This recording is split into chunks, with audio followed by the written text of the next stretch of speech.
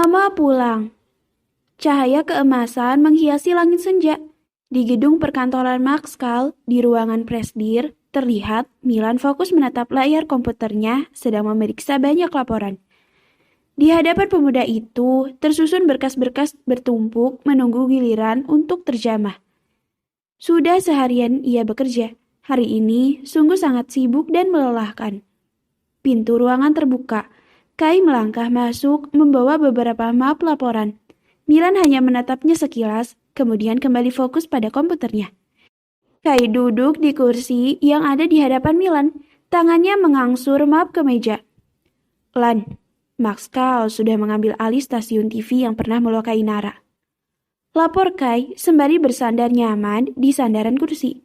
Pemuda ini berhenti menekuni komputernya, menatap Kai dengan senyum miring. Bagus. Mereka jadi tahu telah berurusan dengan siapa. Berani main-main denganku? Balas Milan dengan senyum devil penuh kepuasan. Aku pastikan mereka benar-benar telah bangkrut. Tambah Kai dengan senyum seringai. Dua sahabat ini memang terkenal mengerikan dalam dunia bisnis. Tak segan-segan membuat lawannya hancur tanpa sisa. Kau tidak pulang? Ini sudah sore. Tanya Kai menatap jam yang berada di pergelangan tangannya. Milan menghela napas berat. Kau tidak lihat laporan sebanyak ini? Ketus Milan menunjuk berkas yang bertumpuk. Kai lalu menegakkan tubuhnya mencoba bicara serius. Lan, enggak lama lagi ada perusahaan raksasa dari Jerman akan masuk. Beberapa perusahaan berlomba untuk bekerja sama dengan mereka. Jika Maxcal juga ikut, akan lebih menguntungkan kita. Jelas, Kai. Benarkah? Kai mengangguk yakin. Milan terdiam sejenak mencoba berpikir. Baiklah, kau atur semuanya. Kita akan memberikan penawaran kerjasama. Kita harus mendapatkan proyek itu. Ucap Milan dengan menggebu dan penuh ambisi. Baiklah, aku akan mulai menyiapkannya. Obrolan mereka terhenti saat seorang perempuan cantik bertubuh langsing masuk ke dalam ruangan. Melangkah mendekat ke arah mereka, memberi hormat dengan sedikit membungkuk. Pak Milan, ada tamu bernama Mark ingin bertemu Anda. Lapor perempuan yang merupakan sekretaris Milan.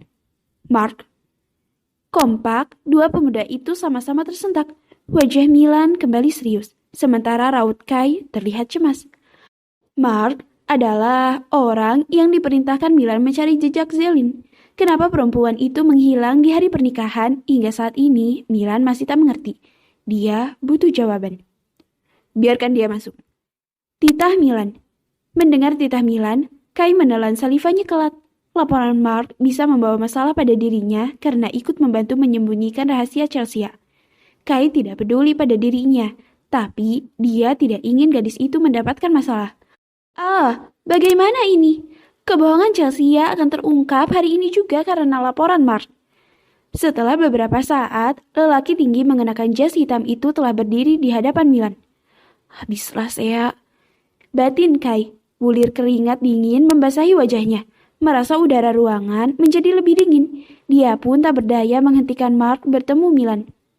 Bagaimana? Apa yang kau dapatkan? Tanya Milan, langsung tanpa basa-basi memasang wajah penasaran. Mark menghela nafas lalu mulai menjelaskan. Saya ingin melaporkan, Tuan, jika suara Mark menggantung saat dering ponsel terdengar memecah keheningan mereka. Dret. Milan dan Kai kompak mengarahkan manik mata mereka pada ponsel berdering yang ternyata milik Milan. Tunggu sebentar. Tahan Milan meraih ponselnya. Sejenak, Milan menatap nama yang tertera. Mama? Ia mengusap layar ponsel setelahnya mengarahkan ke telinga. Kamu di mana sayang? Mama Erika. Di kantor, Ma. Kamu gak pulang ke rumah? Milan sangat sibuk, Ma. Mama udah di rumah. Mama nunggu kamu makan malam. Milan benar-benar gak bisa, Ma. Milan sibuk. Balas Milan. Milan memang sibuk. Apalagi ia penasaran dengan laporan Mark. Mama udah kasih kejutan pulang cepat. Katanya kangen sama Mama. Milan terdiam sejenak. Kangen. Kata itu membuat pemuda ini terkenang jika beberapa hari yang lalu ia minta mamanya pulang dengan alasan kangen untuk bertemu Nara. Mata Milan membulat seketika. Mama udah di rumah. Sentak Milan. Ya iyalah. Nara juga ada di rumah, mah? Tanya Milan dengan tak sabar. Ya tentu aja mantu mama ada. Dia lagi sama Chelsea ya, lihat oleh-oleh yang mama bawa. Mendengar itu, senyum lebar terbit di wajah Milan. Seketika di dada bak ada jutaan kupu-kupu menggelitik. Dia pulang. Batin Milan, irama jantungnya menjadi menggila. Milan pulang sekarang, mah. Putus Milan mengakhiri panggilan. Pemuda ini seketika bangun dari duduknya, meraih jas yang menempel di sandaran kursi, lalu memakainya. Kai dan Mark hanya mengerutkan alis melihat tingkah Milan yang seketika berubah. Mark, lain kali saja kita bicara. Ucap Milan, sudah tidak peduli seberapa pentingnya laporan dari Mark yang ia pikirkan hanya pulang bertemu Nara. Semua sudah menjadi tak penting lagi. Lan, kau mau kemana? Tanya Kai heran. Aku mau pulang. Mamaku sudah pulang dari Paris. Jelas Milan berlalu. Wajah Kai semakin bingung mendengar penjelasan Milan. Memang, kenapa kalau mamanya pulang? Bukankah itu sudah biasa? Sejak kapan pemuda ini menyambut mamanya dengan begitu antusias? Kai bertanya-tanya dalam hati. Namun, menarik nafas lega. Rahasia Chelsea aman. Kali ini, gadis yang ia cintainya itu selamat. Mama Erika, terima kasih. Batin Kai. Milan berlalu keluar ruangan, meninggalkan mereka dengan wajah terus tersenyum. Oh, istrinya telah kembali. Malam ini, dia dan Nara akan kembali di dalam satu kamar yang sama.